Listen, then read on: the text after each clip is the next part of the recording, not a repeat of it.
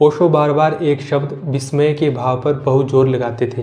वे इसे सत्य की तरफ बढ़ने का पहला सूत्र भी मानते थे, क्योंकि विस्मय का भाव ही इस जगत को एक रहस्य में बदल देता है और यही विस्मय का भाव इंसान को विनम्र बना देता है। क्योंकि जब मुझे ये ज्ञात होता है कि मैं नहीं जानता हूँ, तो मेरे भीतर अहंकार को खड़े होने की जगह ही नहीं रहती। मैं जानता हूँ ये विचार ही अहंकार को मजबूत करता है, और जब मैं जानता हूँ ये भ्रम मजबूत हो जाता है तो मानव अंधा हो जाता है। फिर उसके जीवन में रहस्य या मिस्ट्री जैसी कोई चीज़ नहीं रह जाती। ओशो कहते हैं कि ये जो मनुष्य जाति इतनी अधार्मिक हो गई है, इसके पीछे का एक बड़ा कारण विस्मय भाव की हत्या है। पहले धार्मिक लोग इस तरह के दावे करते रहे कि हम सब कुछ जानते हैं, स्वर्ग, नरक, आत्मा, परमात्मा, भगवान, सारी चीज़ें हम जान चुके हैं। ऐसा कुछ नहीं है जो हमारे धर्म ग्रंथों में ना लिखा हो।